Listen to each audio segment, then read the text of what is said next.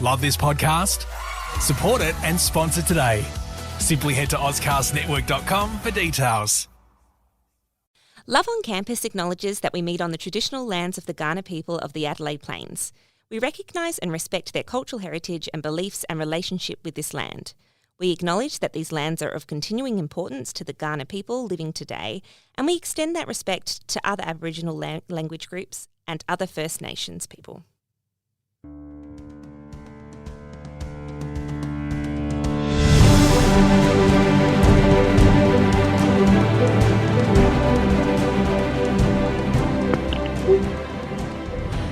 Hello everyone, welcome back to Love on Campus. I think I'm going to quickly get into that little noise. We can hear a noise around. So Kathleen, if you guys can maybe make a couple guesses, has a bit of an announcement to make. She's calling in four from of us home today. So Kathleen calling in from home because I have had a baby. Yay, a sweet little baby. Thank you so much. We are 7 weeks 7 today. wow. Oh my God, today, yes. That's gone so quickly. Anniversary, happy birthday. Yeah. Yeah, it's a 7-week birthday. So I'm guessing it's a mix yeah. of having flown and seeming like it's been forever. It actually just feels like it's flown. Like, Yeah. I just feel like the time is slipping so quick. Like, I cannot even believe that. Like, yeah. But, I guess I don't know. No, 'Cause everything feels really you fast. probably can't remember life before him though. Not really. Like, it feels like he's always been here, but also, like, what the heck? Like, Yeah, I know. it's just, I blinked and I have this baby. Aw. No, it's wonderful. He's a really good little boy, but he may make a few grisly noises in the background because I am phoning in from home. 7-week-olds in recording studios don't suit me. So, Aw. Well, he sounds incredibly cute. He Listen does. to He him. sounds very cute. Do you want to? yeah, everyone can enjoy it. Yeah, so his name is August Robert. Beautiful name. Yeah, and he was born, on the 5th of September. So now that gives away probably 7 weeks where we're recording right now. If anyone wants to go and do that math, they can. But, he was he's our little September baby. I had him by a cesarean section because he was breached, cheeky little thing, did not want to flip around. But we've had a wonderful 7 weeks. He's been a pretty good bub. All things. He has had his vaccination, so he's being a bit grumpy today. Hopefully he's good because I've missed you guys sound too. too grumpy. That doesn't sound too grumpy. I think they can get worse, so you might be very lucky. Yeah, he's got the emotional support boob at the moment. So Yeah, we've missed you. It seems like ages. I know the listeners have been hearing us week to week, but you've actually been away for a bit when we had pre-recorded. I haven't seen you guys since July. Oh, wow. So Yeah, it feels that. It feels like a long time. yeah, I have enjoyed I guess listening it's to like- you every week, though. I check in on the podcast and listen to it, and I'm like, I feel like I've seen you, even though I haven't seen you. yeah, we've had the odd meeting, but I feel like really we haven't seen each other really, or all of us. Well, you guys have been seeing each other, but not me. Yeah, it's all pretty So much the this is- same. We mention Harry Styles about every conversation. It's fun. I swear I don't. I swear I don't. You know, it's me now. I'm like always making fun. Anyway, now we get to come together and talk about the Regis rule about the meeting. Yeah, we're up to the meeting because we Yeah. are doing it out of This is order, great. just to remind everyone. Yeah. Yeah, we're meeting. You guys are meeting August over recording. Oh, it's a meeting. and we're How talking cute. meeting. Oh, that wasn't even planned. No. No. Aw. And we're a bit in love already. Yeah. Yeah, it works very well. Yeah, so what have we done so far? We've done happy endings, point of ritual death. Is that it? Society defined. Society No. defined. Yeah. Yeah, society defined. The year has become a blur. Yeah. I So don't know. today- Yes, to the and meeting. now we're doing meetings. And now we're doing the meeting, which, As we meet. yeah, arguably I think is a fun one to talk about. I think it's like so important. Yeah. Like it makes, like the happy ending, like most of these elements you kind of need. But I have to say, if there's no good meeting, I'm not happy. Exactly. I need the meet cute. Or, well, I was thinking about this, the meet cute, the meet ugly, the meet bad. I don't know. It has to be interesting. Yeah, just something to grab my attention. Because I feel like the idea of the meet cute is like sort of this pervasive idea in just text in general. Do you think that's partly because Kathleen's going to mute herself, people, whenever the dog or the baby starts talking to her, but she's still here. Yeah. So when I think it's partly because when people have an origin story of their relationships, they always tell the meeting story. Yeah. And even if it's like a really boring everyday meeting, you turn it into something special when it's your meeting. Yeah. You talk about how you looked at each other.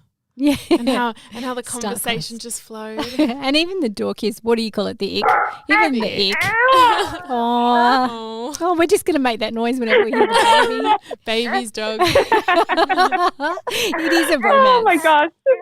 I feel like the chaos, as soon as we've hit record, the chaos has begun. Yeah. That's baby life, isn't it? I'm so sorry. That's everyone. parenting.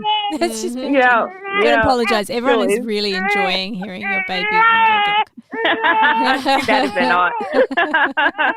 Okay, I'm going back on mute for 1 second. So I think there's something about, even if they give you the ick, that there's a funny story in that, right? Oh my God. I could tell some funny stories. So maybe I'll start off by reading Regis's definition. The definition is. So this is from, as we do every month, from Pamela Regis's A Natural History of the Romance Novel. And the meeting, here we go. So this is, I'm just going to read it. Usually near the beginning of the novel, but also sometimes presented in flashback, the heroine and hero meet for the first time. Some hint of the conflict to come is often introduced. So she gives the Pride and Prejudice example, of course. Of course. We're right back there. Of course. Where she talks about how Elizabeth and Darcy, as well as Jane and Bingley, meet at the ball. Bingley dances every dance. Darcy does not. He's a total ass. We all remember that. I know George is thinking of McFadgen right now. Big time. You know I'm thinking of him. Him smouldering there. It's my favourite scene. Wait, is it in that first? It's not the first ball scene, but there's like another ball, and he comes up and asks her to dance, and she's like, what's going on? Like, I just love it. And it does immediately introduce the conflict most of the time. I feel like we all need to go to a ball. Sometimes I do wish that sort of like meeting and, you dance and you it's the fantasy of the school prom or formal as well, but it never pans out when you're 16. I think it's just the idea that it's socially prescribed. Like, what's going to happen and how it happens and what certain actions mean. Yeah. And I think that we've sort of lost that a bit nowadays. The sort of social etiquette is, well, he messaged me 2 hours ago, so I'll like reply in 2 hours, and then like, do you know what I mean? Like, what it's does just very it much mean? changed. Yeah, and you have to hash it out, and then like, can I forgive the odd dick pic or not? Like 21st century dating is not Pride and Prejudice. Oh my God, Pamela. it is truly an absolute battlefield. It's a nightmare. It's too much. There's too much to and navigate. that is the longing of you want them to like come across the ballroom and say, "May I put my name on your dance card?" Yeah. You just want it organised. You want it all there. I think August agreed. Yes, he really spoke up then. He was like, I don't know. Why do people send dick pics? Oh, sorry, I forgot there's a baby listening. I'm going to have to change my language. He's little enough that he's up not on going to language understand. No, he's not. Well, I hope not. I'm listening to a lot of steamy romance audiobooks during those, like, so you hope he can't. Hope he doesn't. So I hope he doesn't pick it up. So I'm like, some Christina Lauren is definitely happening over in the household at the moment. So obviously I enjoy the Pride and Prejudice 2005 meeting scene. Mm-hmm. Of course. What other meet cutes, meet uglies, meet interestings do we enjoy? What you know what? When you guys just then were talking about Pride and Prejudice, I was thinking too about the difference between a rom-com meet cute and like that classic romance meeting, and like how there's usually like a comedy element to the meeting when you've got that rom-com kind of book. Like, that's such a great moment for them to add comedy to the sexual tension. But, like, when it's like that high romance, I'm thinking, like, you know, like Baz Luhrmann's Romeo and Juliet. Yeah. How there's that moment where Romeo, that like they're over there at the party and they're looking at fish. Yeah, and you can feel the attraction. Like you can feel the way that they're like looking at each other. Like you instantly know that there's that. But it's not funny. When I was a little kid, and this dates me, like, because I think this film came out in like 1980 and I was like 4 or 5, but it was like on video and I grew up with it and it was a flop, but it was called The Slipper and the Rose and it was a Cinderella musical. Right. Like it's British and it's like big, epic, full costumes set in castles around Europe kind of thing. But that had the moment where Cinderella turns up to the ball.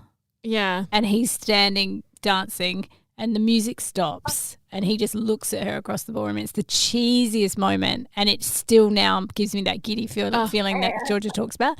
And I think what you're getting at there, Kathleen, is the eyes meeting and being seen. Like there's this looking into their eyes thing that happens that just I am on board for that.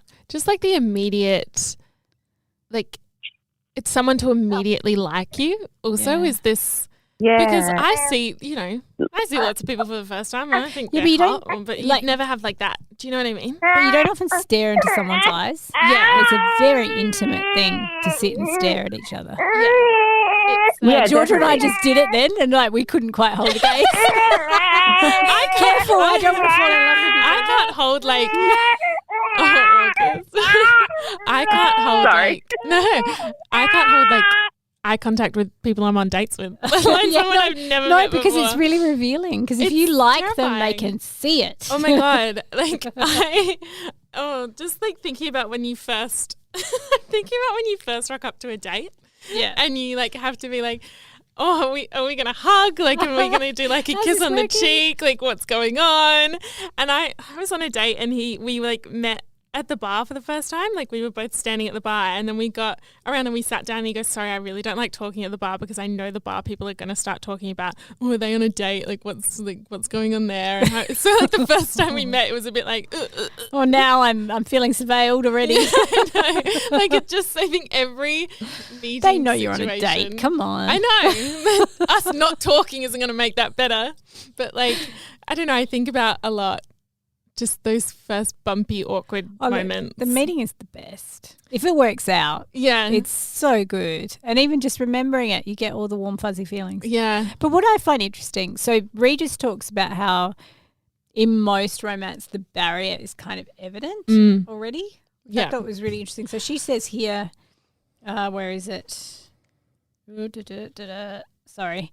So Elizabeth overhears Darcy saying she's tolerable but not handsome enough to tempt me, and so the conflict's already there. Yeah. But I don't know that all romances do that. Well, I was thinking about my favourite meetings, and I mean, I really like when the characters sort of have already met. Yeah, right. And then you meet them again. Like Tia Williams, 7 Days in June. Yeah. I thought that was just amazingly like emotional, hot, like there was so much longing embedded in that. And so their re-meeting is just sort of reintroducing and it's the so barrier. Loaded. Yeah. So then is the re-meeting really the meeting? Well, it's the meeting of the greatest importance. Yeah. Like yes. I just want to chime in and say I love this moment. I do love this moment and I love this book and I'm going back on mute. So like I was thinking about Gus and January in Beach Read. Yep. I haven't read it. Still on my pile for my beach read.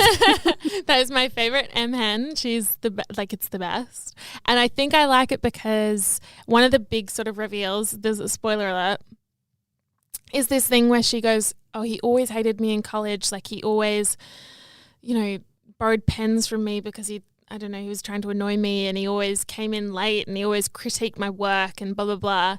And then so they re-meet and she immediately goes, well, we don't like each other.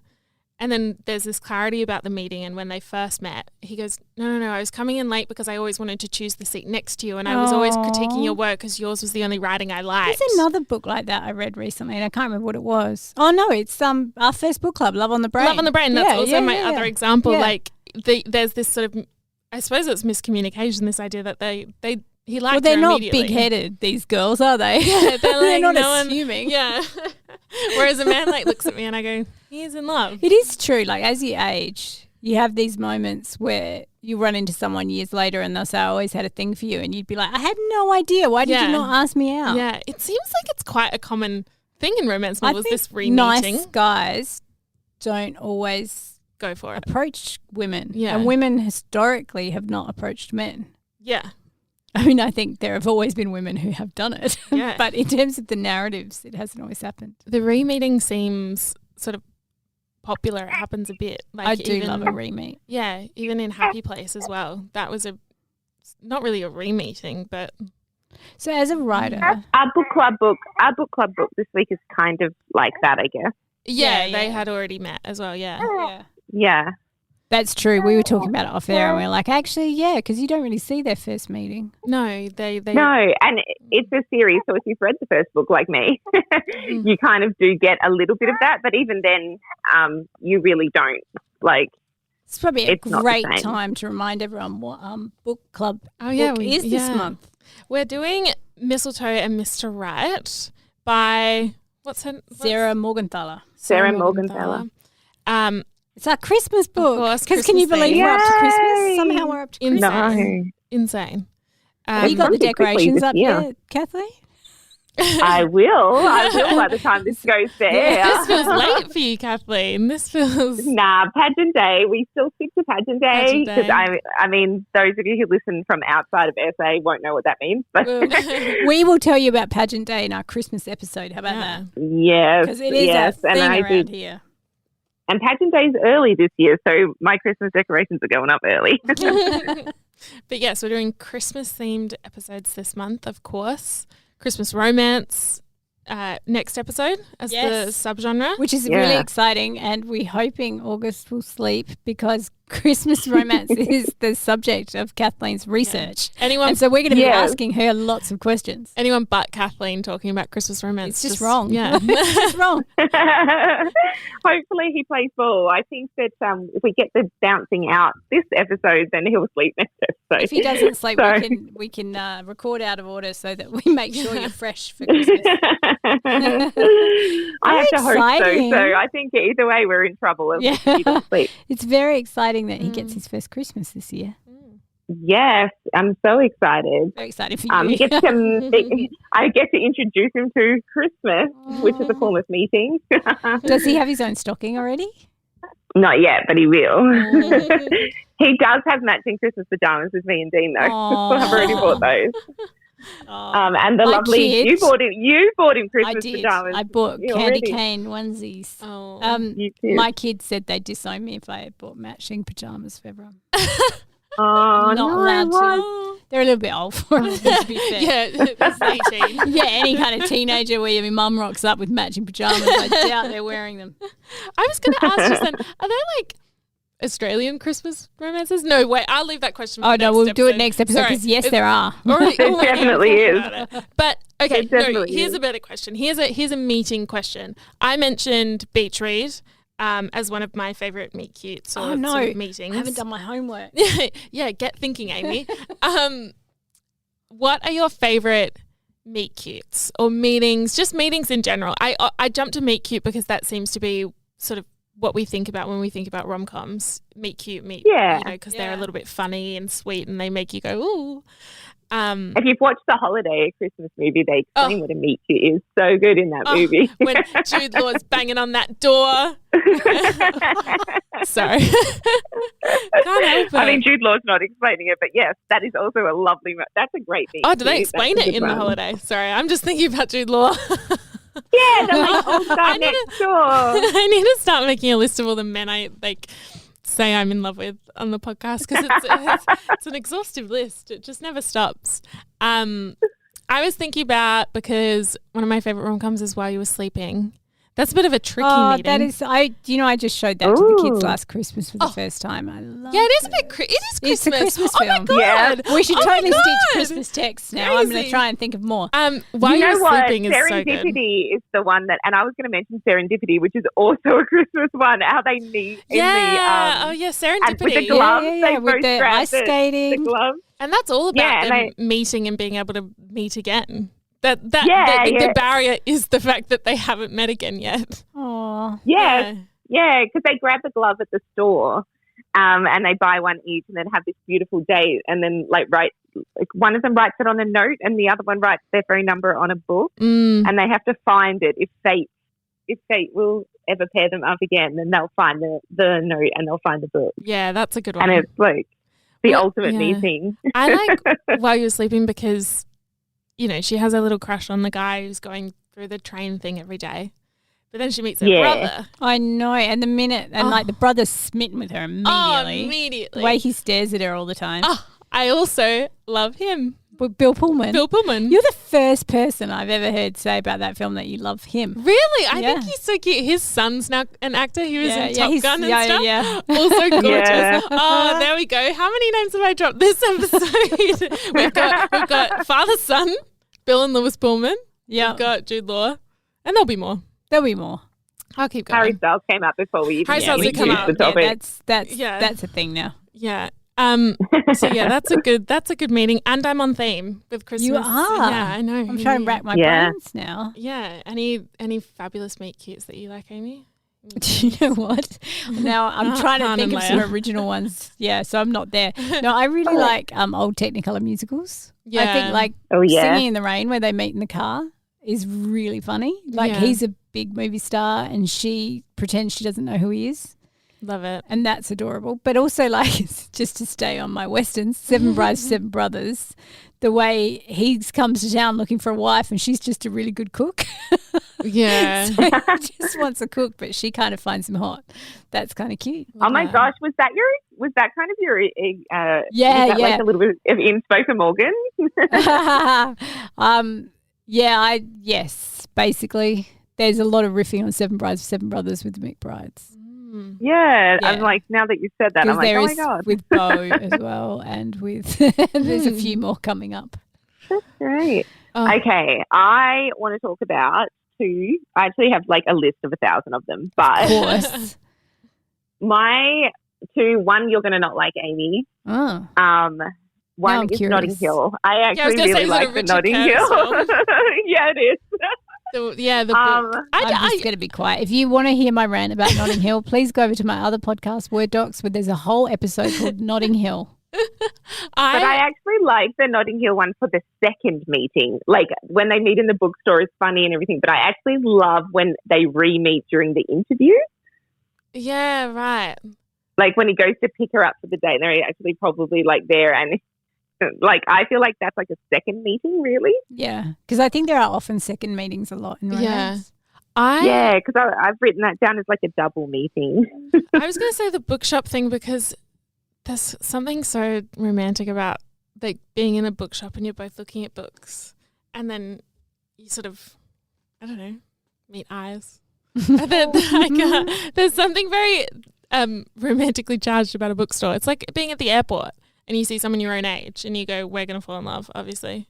Oh my gosh, I wondered if you were going to bring up an airport one because I was like, I know airports are your favorite. I was thinking about that Love at First Sight movie, the one that we were talking about the other day. Yes, did you guys like that? I thought it was cute. I think it was done well. I gave up on it. Oh really? Yeah. Oh really? I liked it. Cute for me. Oh, too cute. It was too cute. Too perfect. I just was probably not in the mood. It's based on a book. Yeah. I think it's just a mood thing. But the voiceover got me. I was just like, can't do this to you. Yeah, the voiceover. Okay, yeah.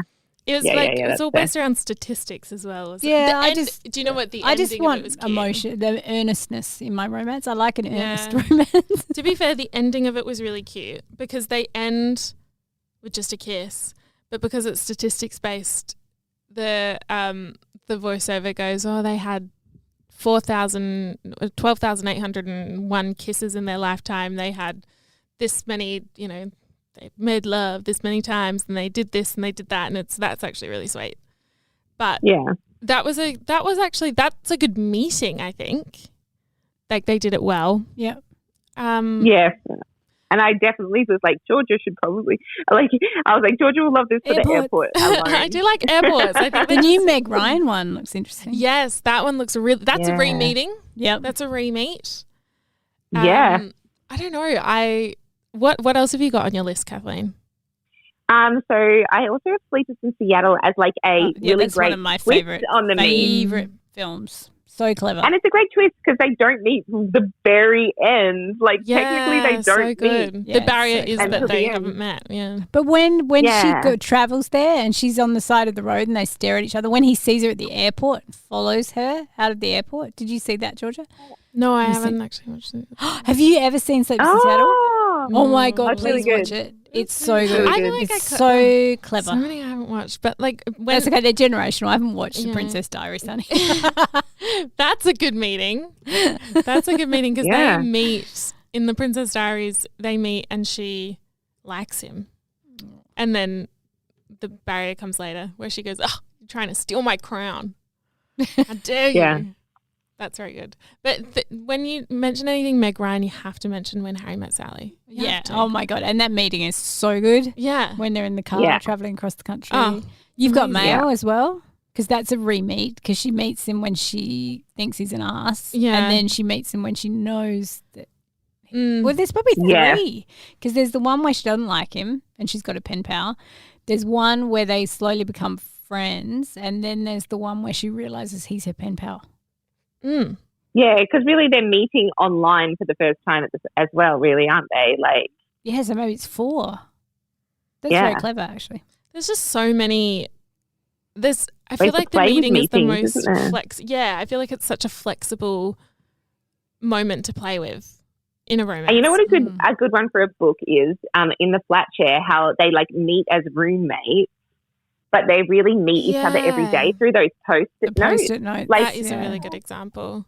That one. They're sort of like meeting each other every day because they're not dating and they're not like hanging out, but there's these like post-it notes where they sort of and they have that the first moment is when she walks in on him in the shower. Isn't that's when they like first physically meet? Immediately sees him naked. Yeah. Great. That's just what you want. The dog kind of punctuates that too. It's good. I was just thinking my favourite Georgette Heyer book, Friday's Child, is really cute because they're like friends, but he just decides he's going to marry the first woman he sees and he runs into her. And she's like, why? But I'm the first woman you've seen. So then he kind of meets her again as a possibility. Yeah. Like he's never even occurred to him he could marry her. That's a bit like Colin in Bridgerton. Yeah. But not really. In aren't we curious to see if we're going to like that or not? Oh my God, I went like that season has really taken its time coming out. Yeah. Well, no, it always comes out around Christmas though. Does so it? Be out. Yeah, they're always Christmas. Speaking of Christmas, they're always out around Christmas time. All right. I think the first one was Boxing Day. I want it. I want to know. Yeah, me too. I'm ready. And then Bring I it want on. Benedict season. Yeah, well, I know you're just racing through Colin to get to Benedict. Yeah, that's all I want. His meeting is interesting. He meets her, but he doesn't know who she is, and then he meets her again, and he doesn't put two and two together. Is this a metaphor? Yeah. Like when we talk about re-meetings, and there's a lot of hidden identity things, and there's a lot of not realizing what you've got. Is it kind of a metaphor for meeting people in stages, that you get to know them at different stages? Like you don't meet the whole person straight away. Yeah, and this idea that maybe love at first sight is, I don't know, we like reading about it in romances, but now that we're talking about it, it's really attraction at first sight. Yeah, it's this idea that love is this, I don't know. Yeah. I know what you mean though. Yeah. I know what you're getting at. And it does fit with the Christmas theme. I think that starry feeling. Because Christmas gives you the same feeling that a good meet should give you. that kind of physics. Yeah. Georgia, I know you're not so into Christmas, but we're going to win you over. Yeah. It's going to happen. It's never happened for me. I've never done the. Oh, you need to But to be fair, I did have a big obsession with like New York Christmas. Oh, snow. Because that feels very that's in synonymous someone else's with bucket rom-coms. list is Christmas in New York. Yeah, I feel like that feels synonymous with too. rom-coms for me. Don't you Yeah. think? But now I'm trying to think about it, and I'm like, I don't even know what rom-coms are set in in New York at Christmas time. When Harry Met Sally. No, there is one. There's one with that Zoe Dutch girl. Yeah, Zoe Deutsch. Yeah. Yeah. Something from Tiffany's. But then I'm like, but like, why? I don't even know why I associate it with Christmas time and New York. I don't know what. There must have been something. When Harry Met Sally is Very formative. And they go get like Christmas trees and stuff. Yeah. But like, There's quite a few. there's something formative about it for me. Something like very important. The twinkling lights and the like maybe it's Home jazzy Alone. music. Maybe I'm thinking about Home Alone. Now, Second someone one. needs to do like a Home Alone romance version. Yeah, one's the burglar and one's the person trying to like defend their home. Oh, God. Have you guys read Twice in a Blue Moon by Christina Lauren? No. No. That's a like second chance romance one, and that is like a two-time meeting, and both of them are pretty good. Like the meetings are good. Mm. So that My first date with Jono was on a blue moon. Accidentally. Oh, Seems quite romantic in retrospect. Yeah. Do you try to defy the once in a blue moon trope and not just have it once and have a date now every blue moon? We should. Clearly wasn't once. So the Christina Lauren book, though, I hijacked you, sorry. oh no, hijack away. I'm like, we want all the tea. Yeah, no, it's good though. The Christina Lauren one. The book itself, I feel like there was a few question marks at the end, but meeting wise, it's like they meet when they're 18 or when she's 18 in London, and then they meet on a film set in like, it's not in Hollywood, it's actually on a farm, but like in America they meet on a film set like 15 years later or something, like when they're in their 30s. Wow. After like 2-week whirlwind thing, and then something happens, and I won't spoil the book, but something happens and there is a massive betrayal. And yeah, like 15 years later they run into each other on this film set, and it's like a nice like this is a shock. One of them knows that they're going to be there and the other one doesn't, so like the meeting is this big. Oh. That reminds like me shock. of a book. Oh my God, what's the name of it now? The second I have to remember it. Her other book is called Once More with Feeling, but now I'm it's Elisa Sussman, and now I'm going to forget the name of the book. Funny You Should Ask. That's it. Yeah. And that is two meetings, and they're parallel to one another. So one's like the first time she interviews the famous guy, who's basically just Chris Evans, and then the second time she goes to interview him, and they basically sort of recreate it, and you get both of their first interactions with each other, the first time and then the second time. It's really good. And you sort of slowly you start finding out more and more about what happened the first time that they did hang out and she interviewed him. Mm-hmm. And you get the details of it because everyone became like obsessed with their interview. They were like, oh, they fell in love in this interview and they must have had sex. They must have done this, done that. And you're like, well, did they? Like, what's going on? Like, and so you spend the whole book reading about that, that's really interesting. That's also a good play on the meeting. I feel like the meeting is so important to set up sort of the tone. I feel like I was going to say, it feels like it's a trope defined thing too, right? Like, like depending here, we're talking about a lot of like second chance romances or things like that. Then you're going to have two meetings because you need to have like the meeting the first time they fell in love and then the meeting for the second. You're right, chance. it's a trope reveal because it would be enemies to lovers or rivals to lovers or friends to lovers or insta love, or you would reveal the trope through the tropes meeting. are very much linked to the defining meeting moment. And obviously you don't have to do it, but I feel like it's a really great opportunity. Like it's almost like a waste as a writer, I think, if you don't use that moment. Yeah. And then you're right. Set up what you're answering. So you got trope, tone. And then also you want to see, like usually if most romance is written for het women, right? So in those het romances, you want the guy to be like desirable. Yeah. And then I like whatever, like switch around whatever sexuality it is, there needs to be a kind of desirableness to the characters. I'm writing like an Insta love thing at the moment that makes the meeting when you write it so important. Like it's like absolutely like and magic, make or break like moment. Insta love's about enchantment and magic, right? Yeah, and like trying to write that and trying to get that across in a meeting scene is so difficult. Yeah, you're trying to do the fish tank thing. Yeah, the fish tank thing. There you go. That's so what? So we've done Insta love now. The fish tank moment. The fish tank moment. So if in the fish tank moment we have eye contact, what else do you have? Oh God, you kind of you have to have like this immediate sexual attraction most of the time. I would suppose. But it goes beyond that, right? Because it's like a struckness. Like they have to be struck dumb. Almost. It's a sixth sense almost. Like I don't know. Like you can see on Leo DiCaprio's face that his whole world is upended. Yeah. Yeah. In Romeo and Juliet, this is because this is based on a play, so this has been written before we see it. Even though, like, obviously Baz Luhrmann does his own twist on it, we expect that it's Insta love for Romeo and Juliet, right, at the party. Yeah. So I need to freshen up on my Shakespeare here to know exactly what happens. Right. Yeah, then it's possible Romeo does this a bit. Yes. But yes. No, the soliloquy, right? Like how it's actually how they talk to the person they're with, or the internal monologue that probably from a written point of view versus a film. Yeah. Yeah. But it is a totally different thing. It's to love to the slow reveal. Yeah. Right? I think I have this moment where he says my name for the first time, and it sounds like the first time anybody's ever said it the right way. Sure, just stop it. You're making me melt. Sorry. And I'm also giving away ideas.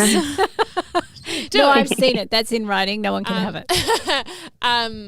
Yeah, and that feels like a good way to get across this idea of like destiny and instant connection. I don't know. It was bloody hard to do. What's the fantasy of that? Like, why do we like that so much? I just think, like, I want someone to immediately like me.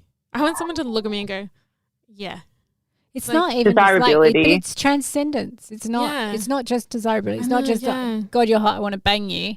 I want something else. There's something else. There's something transcendental transcendental about it that breaks through the kind of veil of life into deeper meaning, right? Yeah. Oh yeah, like the soulmate thing. Like, like your soul recognized their soul upon meeting, and so you just Insta love has to be soulmates, right? It has to be. Yeah. Yeah. Then you get into the question about do we all have souls? I mean, get a bit philosophical there. Well, if I get an Insta love, then yes, I do. Soulmates gets to be like that in a romance, though, right? Like we're not really thinking about actual souls. We're just thinking about the idea of somebody meant to be together. I think meant to be. Because you're right. They're different kinds of romance. Because you can get really spicy romance where the body comes first. Yeah. Yeah. And then love comes. Pun intended. I think I like a slow burn more. I tend to write slow burn.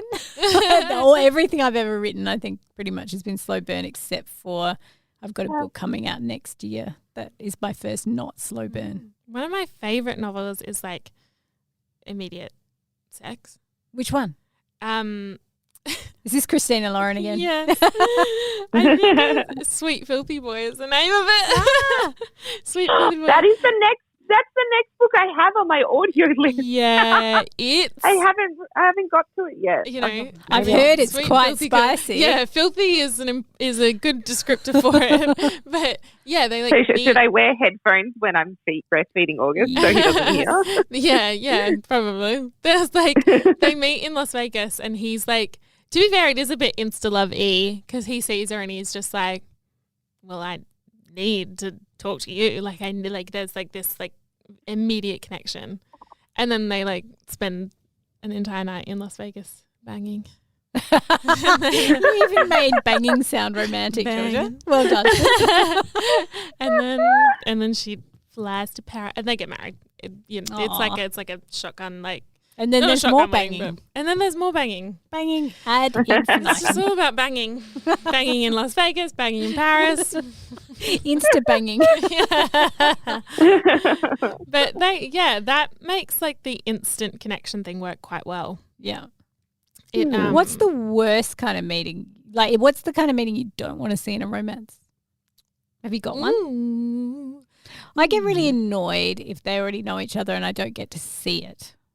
Like, because I like a flashback. Yeah, I like a flashback too. Like, if I think Happy Place, like, I would have been really disappointed if I didn't get to see when Wynn and Harriet first met. I wanted that. And the first time. And that's your favourite scene. Yeah. Oh, love it. And he picks her up, and he just they're driving and bantering, and there's some smouldery banter. It's great. It's great. But if like I didn't get that, I would have been like, we're all in Maine right now. Yeah. If we didn't get it, I just would have been. Yeah, so disappointed. Any sort of meeting where you don't get that background and they sort of already have a pre-existing relationship feels a bit like a cheat. I think if it's a pre-established romantic relationship, because I didn't find in our book club book this week, which I know we're not going into too much, but I didn't find that problematic because I felt like they were re-meeting in the book from a romantic perspective. Yeah. Does that make sense? Mm-hmm. Yeah. Yeah, because they're not at all interested in each other because let's spoiler alert, they meet as children. Right? Yeah. Yeah. They meet as children. She used to go there as a kid. But she's always unsure if they remember her from back then. And then in the first one, they sort of re-meet as adults. But in this one, which is the second in the series, they know each other. They sort of know each other. Like he sort of knows her, but like more, she's friends with his friends. I think is more. Dare I say, don't love meetings where they sort of know each other. Not there for that. Like I kind of want them to struckness. I either want them to have not known each other at all, or to have known each other quite well. Do you know what I mean? Like you want extremes. Yeah, I want I want the Gus and January like. We hated each other in college. So you're not into the slow burn then?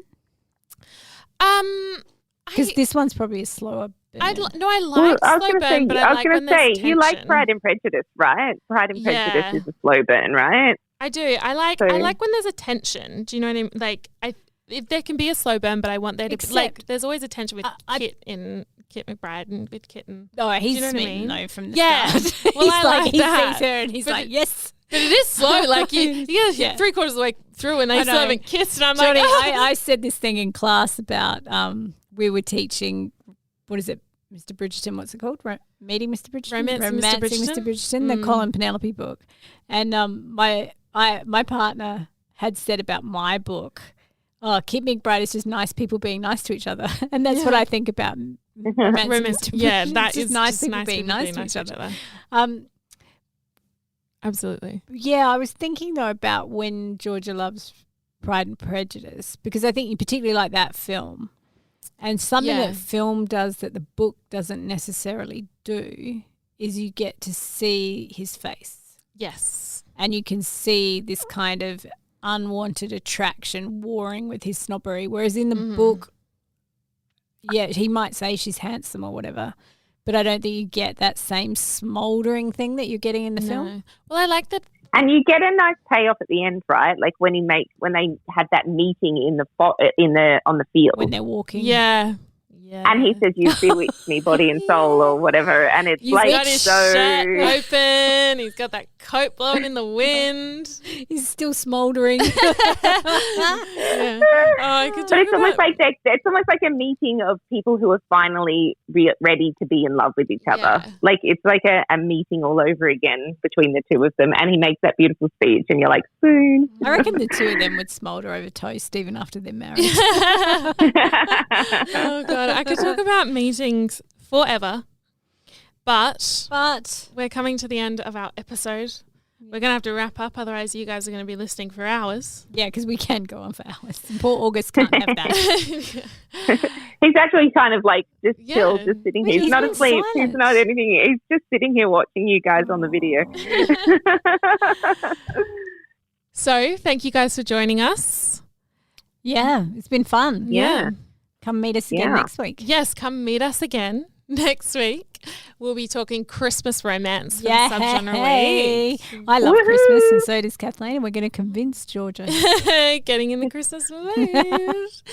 I'm like, now I'm hearing what she doesn't like about meetings. I think I've figured out why she might like Christmas romance. She might like the Grinch. Maybe we could get him. All right. We'll see you guys. Well, we'll talk to you guys next week. Bye. Bye. Yes. Bye.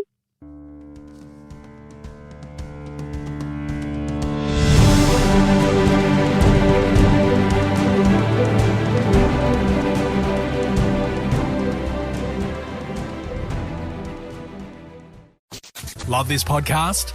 Support it and sponsor today. Simply head to AuscastNetwork.com for details.